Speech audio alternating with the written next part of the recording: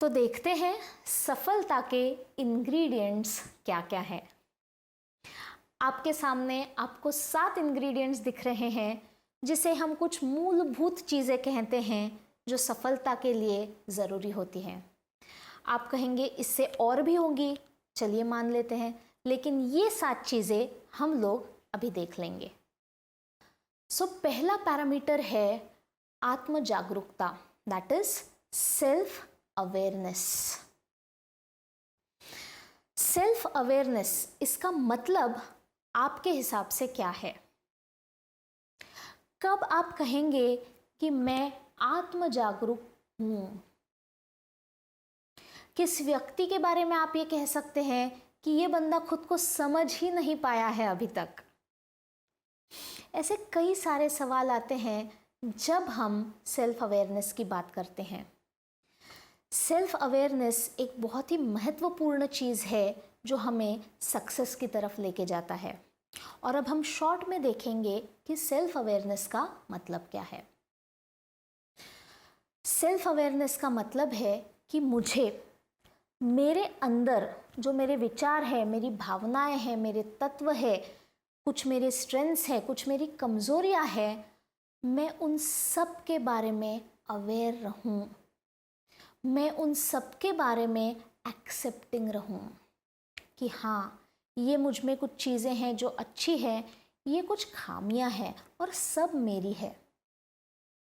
जितना मैं जागरूक हूँ उतना अच्छा बदलाव मैं खुद में ला सकती हूँ। हमने देखा है कि अब हम में जो अच्छी बातें होती है उसका हमें अवेयरनेस भी जल्दी होता है और उसका स्वीकार भी हम जल्दी कर लेते हैं। मैं गणित में अच्छा कर लेती हूँ, इस बात का मुझे अवेयरनेस है, स्वीकार भी है। इंग्लिश भाषा में कहीं ना कहीं मेरा कौशल्य कम पड़ रहा है, इस बात के बारे में मैं अवेयर होती हूँ लेकिन कभी कभी एक्सेप्ट नहीं कर पाती हूँ। एक चीज़ है कि मुझे जागरूक होना है और दूसरी चीज़ है कि मुझे इस बात का स्वीकार करना है। जहाँ पर सब्जेक्ट की बात कर रहे हैं, चाहे गणित हो चाहे अंग्रेज़ी हो, वहाँ पे ये एक्सेप्टेंस जल्दी आ जाता है क्योंकि कुछ पैरामीटर्स हमारे सामने होते हैं जैसे मार्क्स।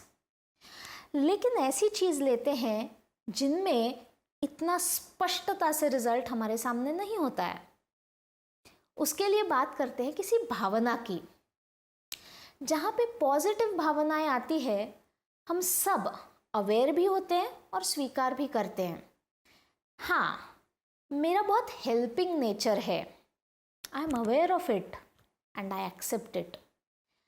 कभी कभी मैं शॉर्ट टेम्पर्ड भी होती हूँ, मुझे गुस्सा बहुत जल्दी आ जाता है। क्या मैं अवेयर होती हूँ? नहीं, मुझे गुस्सा नहीं आता है। कभी कभी अवेयरनेस कम होता है, कभी कभी अवेयरनेस होने के बावजूद एक्सेप्टेंस नहीं होता है। मैं गुस्से वाली नहीं हूँ, ये लोग जिस तरीके से बिहेव करते हैं ना, उसकी वजह से मुझे गुस्सा आता है।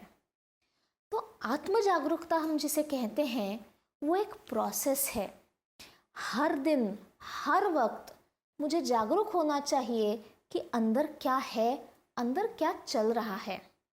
मेरे विचार, मेरी भावनाएं, मेरे मूल्य, मेरी इच्छा, मेरे ड्रीम्स, ये सब कैसे हैं और मुझे किस दिशा में लेके जा रहे हैं। अगर मैं जागरूक रही तो मैं उनमें से कुछ चीज़ें पकड़ पाऊंगी जो मेरे सफलता की डायरेक्शन में जाने से मुझे रोक रहे हैं, बाधा डाल रहे हैं।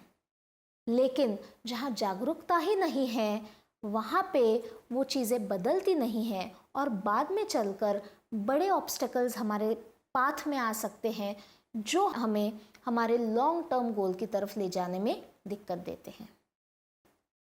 सफलता का दूसरा महत्वपूर्ण पैरामीटर है आत्म दिशा, अर्थात सेल्फ डायरेक्शन। सेल्फ डायरेक्शन ज़रूरी इसीलिए है कि अगर मुझे ये जानकारी है कि मुझे कहाँ जाना है तो मैं उस हिसाब से प्लानिंग कर पाऊंगी और एक्शन ले पाऊंगी। लेकिन अगर मुझे ये क्लैरिटी, ये स्पष्टता नहीं है कि मुझे कहाँ जाना है, तो मेरे पर्याय, मेरे प्रयत्न कम पड़ सकते हैं। चलिए सोच लीजिए आप शॉपिंग को जा रहे हैं और आपके पास काफ़ी सारे पर्याय हैं। पहले तो आप कंफ्यूज्ड है कि आज मैं कहाँ जाऊँ। कोई दोस्त बोलता है यहाँ चलते हैं, आपका मन कर रहा है यहाँ चले। आप सोचते हो चलो निकल पड़ते हैं, राह में सोच लेंगे कहाँ जाना है। अब इसमें कई बार ऐसा होता है कि बीच राह में आने के बाद आपका मन बदल जाता है या आपके दोस्त का मन बदल जाता है और यू टर्न लेके आपको वापस जाना पड़ता है। शॉपिंग हो चाहे किसी रेस्टोरेंट में खाना खाने के लिए जाना हो, ये सहज हो जाता है। लेकिन क्या करियर पाथ के बारे में वो इतना आसान है? इसीलिए जैसे हमने कुछ मिनट पहले देखा, इसके लिए हमें खुद के साथ कुछ समय बिताना होगा। मैं खुद कहाँ जाना चाहती हूँ, मेरा लक्ष्य क्या है। इसमें हमारे पेरेंट्स हमारी मदद कर सकते हैं, एक्सपर्ट्स से गाइडेंस हम ले सकते हैं, लेकिन जितना स्पष्ट मेरा डेस्टिनेशन हो उतने मेरे प्रयत्न भी वहाँ पे फोकस्ड होंगे और मेरा जर्नी ज़्यादा स्पष्ट होगा और उसमें कुछ बाधाएं आने की शक्यता मैं कम कर सकूंगी। अब चलते हैं हमारे तीसरे तत्व की ओर, जो है आत्म प्रतिष्ठा अर्थात सेल्फ एस्टीम। सेल्फ एस्टीम का अर्थ क्या है? हमने देखा कि सेल्फ अवेयरनेस हम सबके लिए कितना ज़रूरी है। अगर मैं जागरूक हूँ मेरे गुणों के बारे में, मेरे खामियों के बारे में, और मैं उन सब का स्वीकार करती हूँ, तो इसकी वजह से मैं अपने खुद के बारे में सकारात्मक विचार या भावना रख सकती हूँ। कोई भी इंसान अपने गुण दोषों के साथ जब खुद के बारे में सकारात्मक सोच, भावना और स्वीकार रखता है तो उसे हम हेल्दी सेल्फ एस्टीम कहते हैं। क्या ये ज़रूरी है सफलता की ओर जाने के लिए? आप में से कई लोग सोचेंगे कि अगर ये नहीं भी रहा तो क्या फ़र्क पड़ेगा। कुछ उदाहरणों के साथ देखते हैं। ऐसा समझ के चलिए कि स्कूल में जाने वाला एक बच्चा है, 8वीं कक्षा में पढ़ता है, पढ़ाई में तेज़ है, बड़ों के साथ व्यवहार अच्छा है, काफ़ी गुणों से भरा भुला है, लेकिन खुद के बारे में जो उसका एस्टीम है वो यहाँ पे हेल्दी नहीं है। खुद के बारे में उसके जो विचार है वो सकारात्मक नहीं है। अगर मेरे खुद के बारे में विचार सकारात्मक ना हो तो इसका नतीजा दिखता है मेरे कॉन्फिडेंस लेवल्स पे। दूसरों के साथ बातचीत करना, इंटरव्यू हो चाहे परीक्षा हो, उसमें मेरा परफॉर्मेंस, इन सब के आड़ ये मेरे कॉन्फिडेंस लेवल्स आते हैं। और अगर मैं कॉन्फिडेंटली जवाब नहीं दे पाती हूँ तो उसमें मेरी क्षमता और मेरा परफॉर्मेंस, इसमें गैप आ जाते हैं।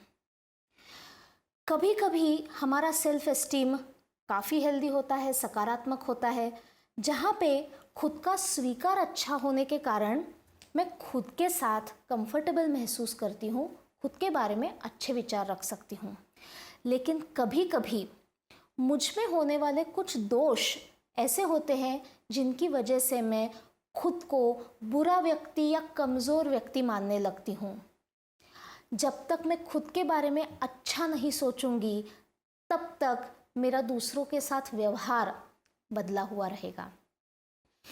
ये सेल्फ एस्टीम कभी कभी हमारे दोषों की वजह से होता है, कभी कभी हमारी कद, हमारा रंग, हमारी रूप, इसकी वजह से भी हम इसमें गड़बड़ कर सकते हैं।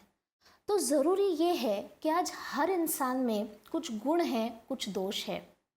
सब चीज़ों के साथ खुद का अच्छा स्वीकार करना और एक हेल्दी सेल्फ एस्टीम रखना हमें काम आता है, जिससे हम अपना कॉन्फिडेंस लेवल अच्छा रख सकते हैं और जो भी हमारे अंदर पोटेंशियल है वो हम अपने परफॉर्मेंस में दिखा सकते हैं।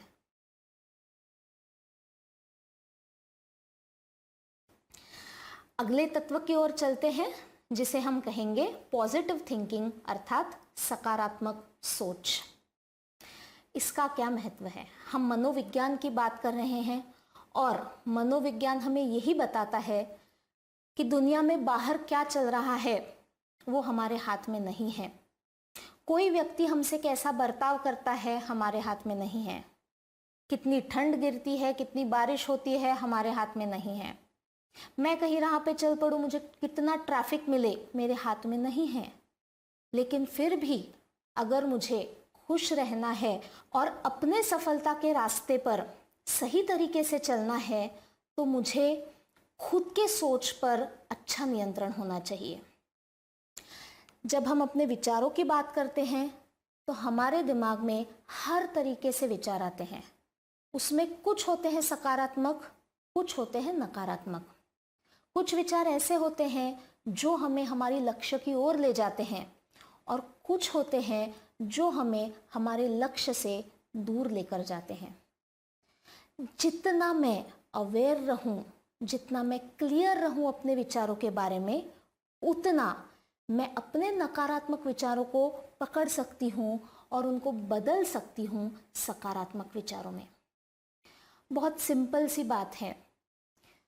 मेरे साथ अगर कुछ घटना हुई तो वो घटना होना या न होना, जैसे हमने देखा, मेरे हाथ में नहीं है।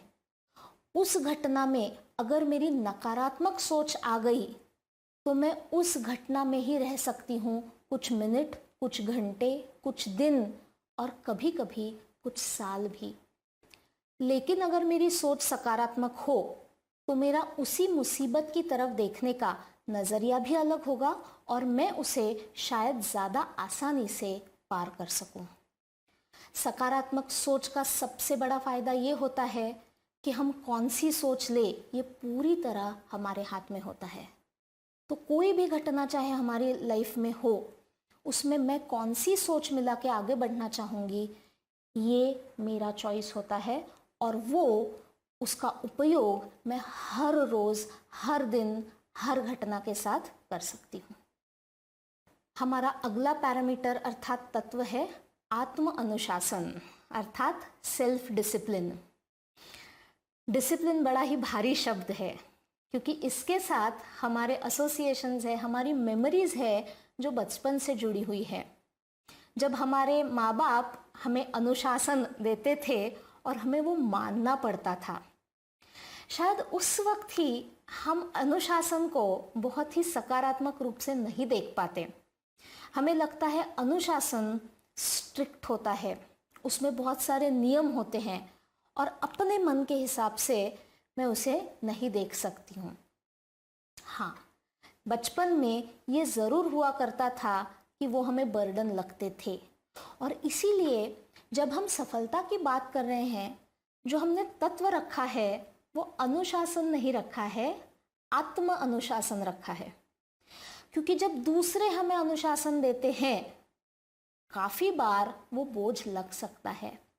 लेकिन अगर ऐसा हो कि मेरे अंदर से ही मैंने कुछ अपने लिए ऐसे प्रिंसिपल्स तय किए जिससे मेरी खुद की लाइफ में अनुशासन आए, तो वो बर्डन कम महसूस होगा क्योंकि वहाँ मेरा चॉइस होगा कि yes, I am choosing to live by these principles.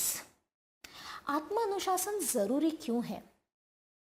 आज हम बात कर रहे हैं सफलता के बारे में और हमने देखा कि सफलता सिर्फ एक मंजिल नहीं है, एक रास्ता है उस तक पहुंचने का। तो अगर हर स्टेप में मुझे खुद के बारे में अवेयर रहना है, खुद पर काम करना है और हर रोज विकास के मार्ग पर जाना है, तो कुछ ना कुछ प्रिंसिपल्स, कुछ तत्व मुझे ऐसे फॉलो करने पड़ेंगे जिससे मैं उस रास्ते पर अच्छी तरह चल सकूं। हम सुनते हैं हार्डवर्क के बारे में, हम सुनते हैं कंसिस्टेंसी के बारे में। हमारे रोल मॉडल्स जो हैं, चाहे वो स्पोर्ट्स में हो, चाहे वो बड़ा कोई लीडर हो, हम देखते हैं कि हर कोई आत्म अनुशासन पे कितना निर्भर करता है। एक उम्र है ऐसी होती है कि जिसके बाद न माँ बाप हमें अनुशासित कर सकते हैं न और कुछ। हाँ, ट्रैफिक में पुलिस होते हैं, ये सब चलता है, बट जहाँ पे अपनी सफलता का अपना मार्ग हो, वहाँ आत्म अनुशासन सबसे महत्वपूर्ण कड़ी है। तो 2 मिनट आप सोच सकते हैं इस बारे में कि आत्म अनुशासन आपने खुद पे रखने के लिए आप किन मूल्यों का प्रयोग करेंगे जो आपको आपके सफलता की परिभाषा की ओर जाने में मदद करेगा। हमारी अगले तत्व की ओर चलते हैं, जो है आत्म प्रेरणा अर्थात सेल्फ मोटिवेशन। जैसे हमने अनुशासन के बारे में देखा, वैसे ही मोटिवेशन के बारे में देखते हैं। महत्वपूर्ण शब्द जो इसके पहले जुड़ा है वो है आत्म। कभी कभी ऐसा होता है या बचपन में हुआ भी होगा कि मोटिवेशन के लिए भी हम किसी और पे निर्भर करते हैं। कभी हमारी माँ कुछ कहती हैं और बाद में हमें उससे कुछ मिलने वाला होता है, इसलिए हम वो कार्य कर देते हैं। मुझे याद है बचपन में मेरी माँ कहा करती थी कि अच्छा, डिक्टेशन में अगर फुल मार्क्स आए तो आज बाहर खाना खाने चलेंगे। और मेरे लिए वो एक मोटिवेशन होता था कि हाँ, इसीलिए मुझे पढ़ाई करनी है और डिक्टेशन में पूरे मार्क्स लाने हैं, ताकि बाहर जाके कुछ अच्छा सा खाने को मिलेगा। बचपन में ये ठीक था, लेकिन जैसे मैं बड़ी हुई ये ध्यान में आया कि ये कब तक चलेगा, और अगर मेरी माँ मेरे साथ नहीं हो या मेरे माँ ने ऐसा कुछ गिफ्ट मुझे नहीं दिया तो मेरी लाइफ का क्या होगा। वहाँ से धीरे धीरे ये पता चला कि जैसे डिसिप्लिन खुद का होना चाहिए, वैसे ही मोटिवेशन भी खुद का होना चाहिए। क्यों ज़रूरी है? क्योंकि मोटिवेशन मुझे एनर्जी देता है अपने गोल की तरफ आगे बढ़ने के लिए। घर में कोई मेहमान आने वाला हो खाना खाने के लिए, जो मेरा पसंदीदा नहीं हो, मुझे इंटरनल मोटिवेशन नहीं रहता है कि मैं उनके लिए कुछ करूं। फिर बाहर से मुझे किसी को फोर्स करना पड़ता है और मैं घर के कुछ काम कर लेती हूँ। अगर मेरा कोई पसंदीदा दोस्त मेरे घर पे खाना खाने आने वाला हो तो अंदर से ही मैं एनर्जेटिक होती हूँ, क्योंकि मुझे मोटिवेशन होता है। क्यों? क्योंकि मुझे उस व्यक्ति से, उसके आने से खुशी मिलती है, मुझे लगाव होता है।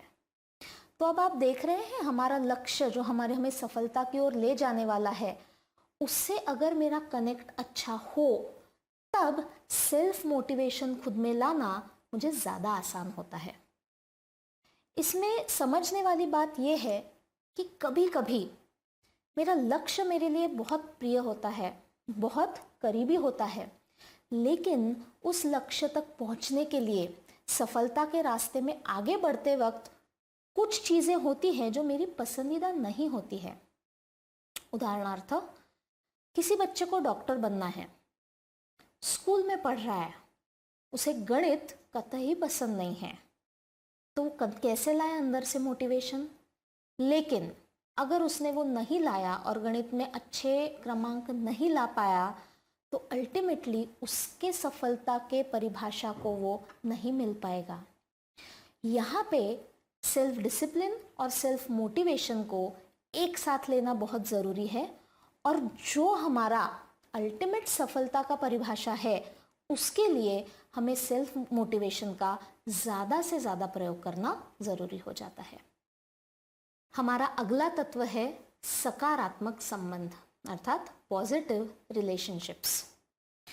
मान लीजिए कि आपने सारे तत्व आज अपने जीवन में लाए और उसका प्रयोग करने लगे, लेकिन भावनाओं पे आपका काबू नहीं रहा, जिसकी वजह से आपके जो करीबी रिश्तेदार हैं, आपके जो करीबी दोस्त हैं, उनके साथ आप अच्छे सकारात्मक संबंध नहीं बना पाए।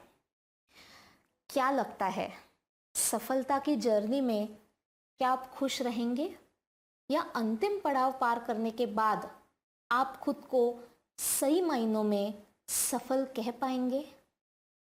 Man is a social animal. हम इंसानों को ज़रूरत है सकारात्मक संबंधों की। बचपन में माँ बाप, जैसे बड़े होते हैं तो माँ बाप के साथ दोस्त और भी सामाजिक घटक हमें ज़रूरी होते हैं खुद को उनके साथ आइडेंटिफाई करने की। Belongingness is a basic human need. कभी कभी ऐसे होता है कि सफलता के हमारे सफ़र में हम इतना तेज़ भागने लगते हैं कि अपने संबंधों को हम पीछे छोड़ देते हैं। भागते वक्त तो शायद हमें महसूस ना होता हो, बट अंतिम पड़ाव पहुंचने के बाद अगर हमें ये जानकारी हुई कि हाँ, सफलता के कुछ चीज़ें तो मैंने हासिल कर ली है, लेकिन मैं यहाँ अकेली हूँ, क्या मैं खुश रहूँगी? क्या वो पूरे अर्थ में सफलता होगी मेरे लिए? तो इसीलिए ज़रूरी है कि जैसे हर दिन हम अपने विकास की ओर बढ़े, हम ध्यान रखें कि हमारे जो लोग हैं हमारे लाइफ में, वो लोग हैं जो हमारे लिए ज़रूरी है, महत्वपूर्ण है, वो हमारे साथ रहे। जैसे मैं अपनी भावनाओं का ख्याल रखती हूँ, मेरे लिए ये भी ज़रूरी है, महत्वपूर्ण है कि मैं मेरे जो सकारात्मक संबंध है वो मेंटेन करूँ और उनकी तरफ भी ध्यान रखूँ।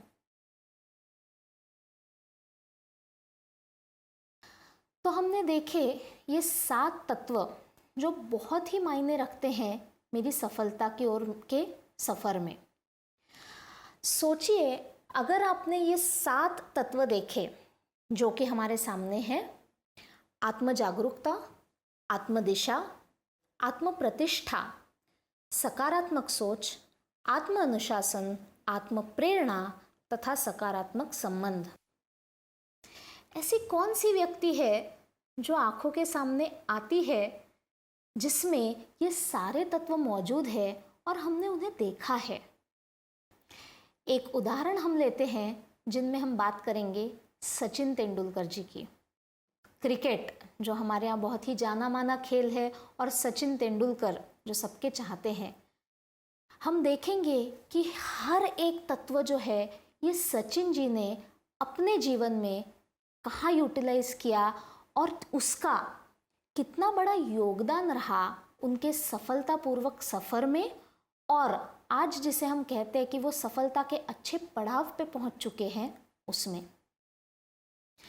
आगे हम 2 मिनट लेंगे और आप इन सारे तत्वों के बारे में विचार करिए और आपका रोल मॉडल जो है, चाहे वो सचिन तेंदुलकर जी हो या चाहे और कोई हो जो आपके हिसाब से सफल हो, एक विचार इसमें डालिए कि उस इंसान ने हर एक तत्व का अपने जीवन में प्रयोग किस तरीके से किया है। अब एक छोटी सी एक्टिविटी की तरफ चलते हैं जिसको हम कहेंगे पर्सनल जर्नलिंग। तो अपनी अपनी नोटबुक्स खोलिए, ये 7 तत्व लिखिए उसमें।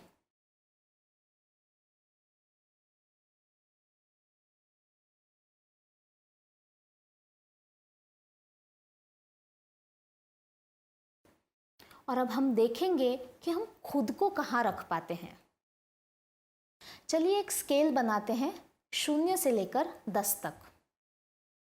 हम अपने पहले तत्व, पहले पैरामीटर के साथ शुरू करते हैं जो है आत्म जागरूकता। अब हम देख चुके हैं कि आत्म जागरूकता क्या है। ये करना है कि जब मैं कहूँगी कि मैं आत्म जागरूक हूँ तो 0 से लेके 10 के स्केल पर मैं खुद को कहाँ रख पाती हूँ।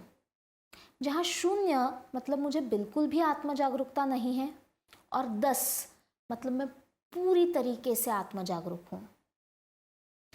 हर एक ने अपने अपने पैरामीटर्स को स्केल कीजिए। आप सबके ध्यान में ये बात आई होगी कि कुछ पैरामीटर्स है, कुछ तत्व है जो आप में अच्छे प्रमाण में अभी प्रेजेंट है और कुछ पैरामीटर्स ऐसे हैं जिनमें अभी काफ़ी काम करने की ज़रूरत है। आपका गोल क्या है, आपका ध्येय क्या है? 0 से 10 तक इन तत्वों को आप कौन से नंबर पे देखना चाहेंगे खुद में, जो कि आपको आपके सफलता के सफ़र में काम आए? 7, 8, 9, हर एक का अलग अलग हो सकता है। पहले आपने खुद को मार्क किया, आप अभी कहाँ हैं? अब मैं आपको ये बोलूँगी कि लिखिए आप किस नंबर पे खुद को देखना चाहोगे। अगर ये नंबर आपने लिख लिया हो तो आगे और बड़ा काम आता है, बहुत बड़ी जिम्मेदारी आती है। हर एक ने खुद को 2-4 मिनट, 5 मिनट देने हैं और एक एक पैरामीटर को लेके लिखना है कि अगर मैं अभी 5 पे हूँ और मुझे 8 पे जाना है तो आज के दिन से मैं खुद में ऐसा कौन सा बदलाव लाऊंगी जिससे मुझे उस नंबर तक पहुँचने में आसानी हो। और ये आपने हर एक तत्व के साथ करना है।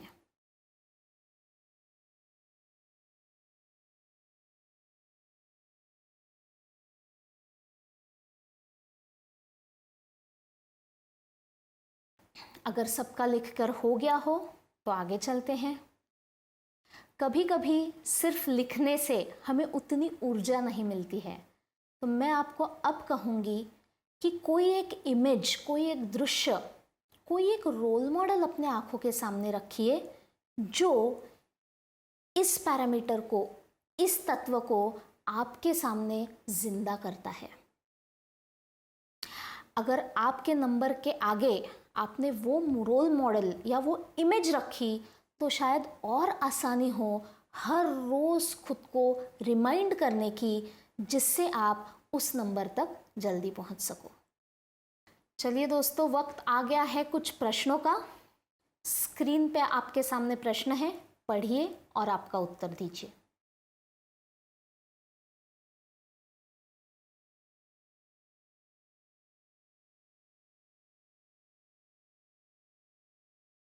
हमने अभी इन तत्वों के बारे में बात की है।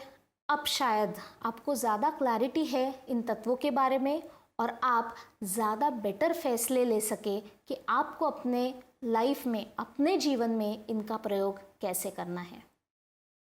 सकारात्मक सोच का मतलब है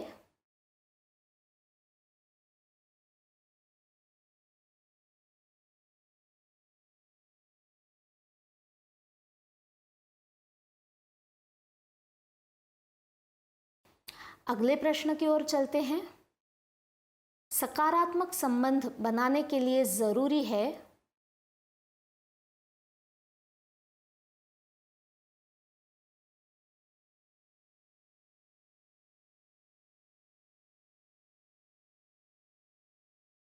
इन सब में इंटरेस्टिंग बात यह है कि आपके सामने 2, 3 या 4 विकल्प है।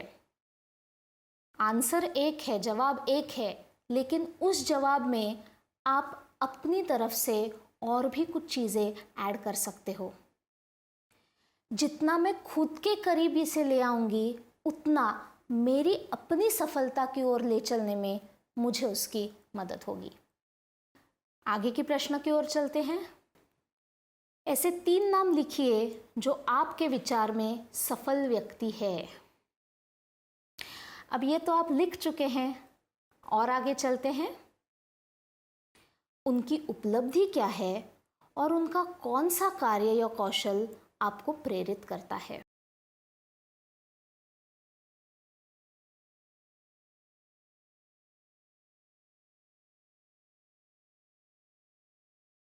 जैसे हमने कहा, जितना स्पेसिफिक हम जाएंगे उतना हम खुद के सफलता की ओर ज़्यादा आकर्षित भी होंगे और ज़्यादा अच्छा सफ़र कर पाएंगे। सो हमारे प्रेरणा स्रोत कोई भी हो सकते हैं, जो हमने इतिहास में पढ़े हैं, जो आज हमारे सामने हैं, चल फिर रहे हैं, जिनको हम रोज़ देखते हैं या कभी कभी जिनको हम टेलीविज़न स्क्रीन पे देखते हैं। जो कोई भी हो, हमें झांकना है उनके गुणों के बीच। वो व्यक्ति, उसका जर्नी, उसका सफ़र कैसा रहा और किन गुणों की वजह से, किन तत्वों की वजह से वो आज उस पड़ाव पे है जहां हम खुद को देखना चाहते हैं। आई होप आप सबको इस सत्र में जो हमने पॉइंटर्स, जिनके बारे में हमने बातचीत की, वो आगे काम में आएंगे। आप उनको अपने जीवन में ज़िंदा रखेंगे और इसके साथ मैं आप सबको बहुत बहुत शुभकामनाएं देती हूँ आपके सफलता के सफ़र के लिए। नमस्ते।